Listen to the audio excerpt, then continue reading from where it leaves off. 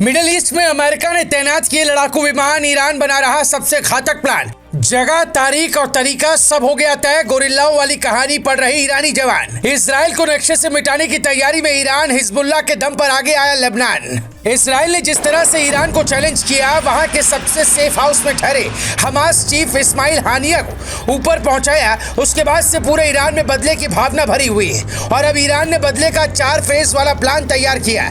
इसकी जगह, तारीख और तरीका सब कुछ तय हो गया। ईरान के सर्वोच्च लीडर खामनेई ने साफ साफ कहा कि इस बार बदला ऐसा होना चाहिए, इजराइल के भीतर तक आवाज गूंजनी चाहिए। लेबनान और जॉर्डन में बैठे हिजबुल्लाह के लीडर इसकी पूरी प्लानिंग तैयार कर चुके हैं। इस बार अक्टूबर 2023 से भी घातक तरीके से इजराइल को घेरने की प्लानिंग है। 57 मुस्लिम देशों के नेता ये तय कर चुके हैं कि इजराइल ने जो किया उसे उसकी सजा मिलनी चाहिए। इस बदले की जंग में ईरान को सबसे ज्यादा उम्मीद पाकिस्तान से है। जब ईरान के पूर्व राष्ट्रपति रईसी का हेलीकॉप्टर क्रैश हुआ था, तब भी यही चर्चा उठी थी कि वो पाकिस्तान से परमाणु वाली डील करने गए थे ताकि इजराइल को जवाब दे सके, हमास की और मदद कर सके, पर ऐसा नहीं हो पाया। वैसे तो युद्ध की बातें और रणनीति बताई नहीं जाती, पर मिडिल ईस्ट से जो खबरें आ रही हैं वो बताती है ईरान ने इस बार इजराइल को नक्शे से मिटाने के लिए 4 चरण वाला प्लान तैयार किया है। पहला, हमास के जिन लोगों ने इजराइल के सबसे सेफ तकनीक आयरन डोम को मात दी थी, वैसे 10,000 से ज्यादा लोगों को फिर तैयार किया जाएगा। दूसरा, इजराइल की सुरक्षा एजेंसी मोसाद ने इस घटना को अंजाम दिया, इसलिए मोसाद एजेंट जहां कहीं भी छिपे हैं उन्हें ढूंढा जा रहा है। उनके मददगार भी गिरफ्तार हुए हैं, वो राज खोलेंगे।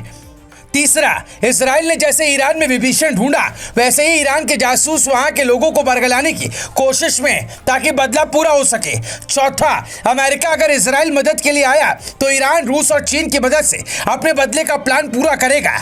ईरान को यह बात अच्छी तरह से पता है कि अगर उसने इजराइल की तरफ आंख उठाकर भी देखा तो अमेरिका उसे नहीं छोड़ेगा। जैसे ही खामनेई ने ऑर्डर दिया कि बदला लेने का वक्त आ गया, अमेरिका ने अपने दोस्त इजराइल की मदद के लिए तुरंत मिडिल ईस्ट में अतिरिक्त लड़ाकू विमान और नौसेना के युद्धपोत की तैनाती कर दी ताकि ईरान की हर हरकत का जवाब दिया जा सके।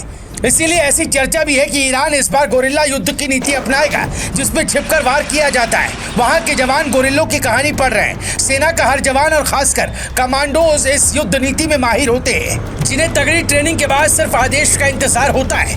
फिलहाल ईरान ने चैलेंज करके नहीं बताया कि इस दिन वार करूंगा, रोक सको तो रोक लो, लेकिन इतना तय कर दिया कि बहुत जल्द ही बदला पूरा करूंगा। इसीलिए इजराइल भी अपनी सुरक्षा और बढ़ाने में जुटा है। वहां इस बात को लेकर बैठकें चल रही कि मोसाद ने हमास चीफ के साथ जो किया वो तो ठीक है, पर अक्टूबर में हमारी खुफिया एजेंसी को मात कैसे मिली, दोबारा ऐसा नहीं होगा, इसकी क्या गारंटी है? ये सवाल नेतन्याहू अपनी टीम से बार बार पूछ रहे हैं। पर सोचने वाली बात यह है कि क्या नेतन्याहू और पुतिन जैसे नेताओं की जिद में दुनिया के बाकी देशों की शांति भी भंग होने वाली है? हिंदुस्तान के करीब 90 मिलियन लोग मिडिल ईस्ट में रहते हैं और जब से इजराइल ने यह किया है तब से वहां एक अनिश्चितता की स्थिति बनी हुई है। भारत सरकार ने एडवाइजरी जारी कर अपने लोगों को सुरक्षित रहने को कहा है। ऐसे में क्या संयुक्त राष्ट्र ऐसी हालातों के बाद शांति के लिए कोई संदेश देगा या यूं ही हालात बिगड़ते रहेंगे? Bureau report, global Bharat TV.